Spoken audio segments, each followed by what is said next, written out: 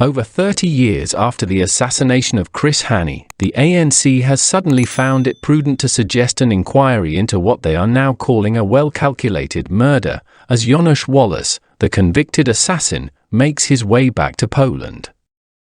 The timing of this announcement is nothing short of a tragic comedy, considering that Wallace has spent decades behind bars while the ruling party failed to address lingering questions about who truly orchestrated the killing.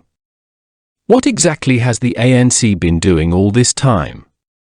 Were they waiting for the man to walk out of South Africa before acknowledging the unresolved question surrounding one of the most consequential political assassinations in the country's history?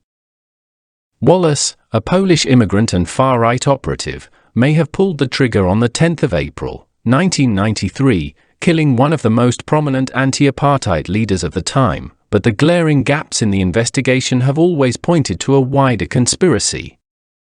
This was no random act of violence by a lone extremist. Even during his trial, Wallace and his co-conspirator, Clive Derby-Lewis, admitted that their actions were politically motivated, aimed at destabilizing South Africa during its fragile transition to democracy. Yet, for all its revolutionary posturing, the ANC has spent the last 30 years behaving as if these revelations were inconsequential, as if the intricacies of the plot were not worth pursuing. Now, as Wallace leaves South Africa, the ANC has the audacity to declare an inquiry. Really? Did it take 3 decades of neglect and international embarrassment for the governing party to realize that maybe, just maybe, there's more to Hani's assassination than meets the eye? It's almost as if the ANC is allergic to accountability unless it can be turned into political theatre. The timing of this sudden call for action is laughable, given that it comes at a moment when Wallace, the most tangible link to the crime, is no longer in their jurisdiction.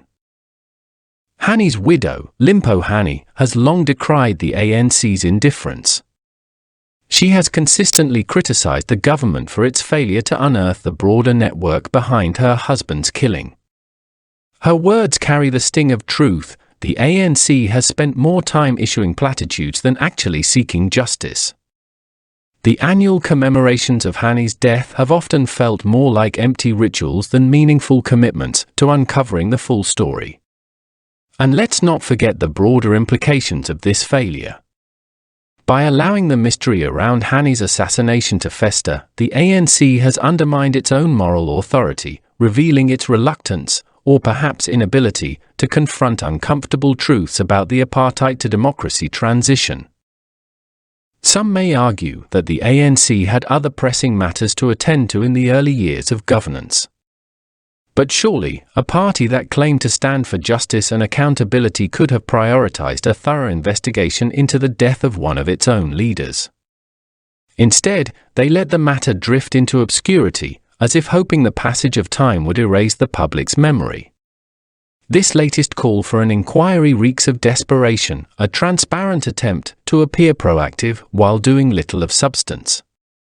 It's hard to take their newfound enthusiasm seriously when they've already squandered 3 decades of opportunities. The irony is almost poetic. Hani, a man who fought fiercely for freedom and justice, has become a symbol of the ANC's failure to deliver either. And now, as Wallace departs, the party's gesture feels less like an act of justice and more like an afterthought, an embarrassing attempt to salvage their reputation. South Africans deserve better. They deserve answers, not another hollow announcement designed to deflect criticism. If this is the best the ANC can do after 30 years, perhaps they're not the custodians of Hani's legacy they claim to be. Thanks for watching. Please don't forget to like, share, comment, subscribe, and hit the notification bell for more updates.